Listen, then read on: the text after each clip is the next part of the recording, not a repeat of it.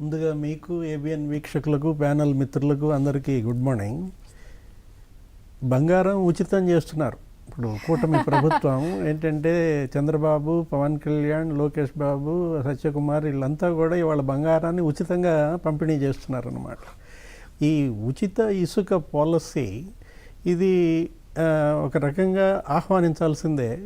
గత 5 ఏళ్ళు మనం చూసాం వైఎస్ఆర్ కాంగ్రెస్ పార్టీ ఇవాళ ఈ పతనానికి కారణం వాళ్ళ ఇసుకాసురులే అన్నమాట. జగన్మోహన్ రెడ్డి ముఖ్యమంత్రి అయినటువంటి మొదటి 5-6 నెలల్లోనే ఇసుక తవ్వకాలు ఆపేశారు. ఆపేసిన ఫలితంగా భవన నిర్మాణ కార్మిక రంగం ట్రాజడీ ఏంటి, ఆ 5-6 నెలల్లోనే 50 మంది పైగా ఆత్మహత్యలు చేసుకున్నారు.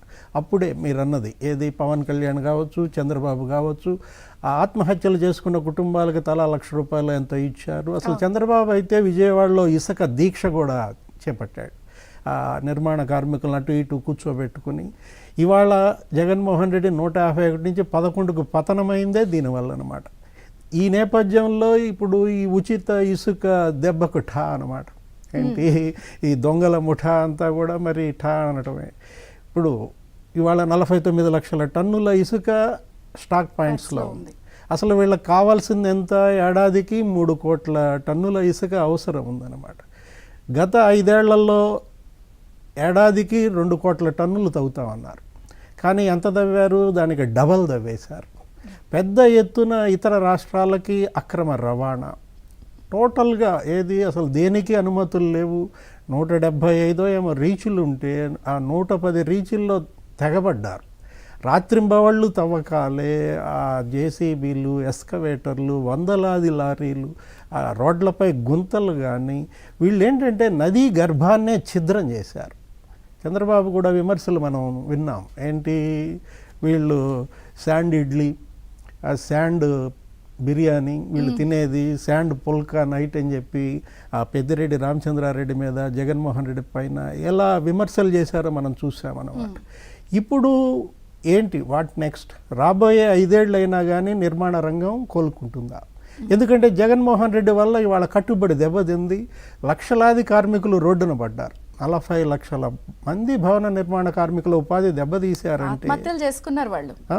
అప్పుడు ఒక్క కట్టుబడి రంగం పైనే నీకు దగ్గర 80-90 వృత్తులు ఆధారపడి ఉన్న నేపథ్యంలో మొత్తం అందరి ఉపాధి దెబ్బతింది. ఇదేంటంటే కేవలం ప్రకృతి విధ్వంసమో, పర్యావరణ విధ్వంసమో, కట్టుబడి విధ్వంసమో కాదు, జీవన విధ్వంసానికి పాల్పడ్డాడు జగన్మోహన్ రెడ్డి. చేసినటువంటి జీవన అన్ని రంగాల్ని సర్వనాశనమే.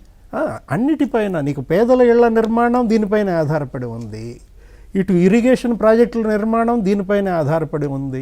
ఇదంతా ఏంటంటే కేవలం 2 కంపెనీలు ముసుగేసుకుని, ఏది ఫస్ట్ హాఫ్ ఏమో ఒక 2 కంపెనీలు మీరు చెప్పింది, జేపీ వెంచర్స్ను జీసీకేసీఐ ఏదో రాజస్థాన్ వాళ్ళది, ఒకటి తెలంగాణ వాళ్ళది. రెండో హాఫ్లో ఇంకో 2 కంపెనీలు తీసుకొచ్చారు, అది ముసుగే. ఏది, ప్రతిమ ఇన్ఫ్రా, ఆ తర్వాత ఈ జేసీకేసీ. అంతకుముందు జేపీ వెంచర్స్, టర్న్ క్రీ అన్నారు.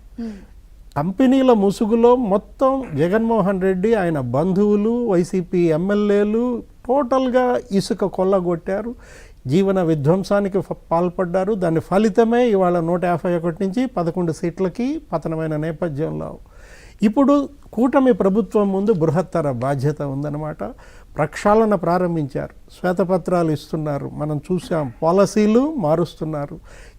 ఇప్పుడు ఈ ఇసుక పాలసీ కూడా కొత్తదేం కాదు. గతంలో 2014-19 మధ్య చంద్రబాబు ఇచ్చిన ఉచిత ఇసుక పాలసీని జగన్ రివర్స్ చేశారు. దాన్ని మళ్ళీ ఆయన రివర్స్ చేసిన నేపథ్యంలో ఈ 5 ఏళ్ళు మరి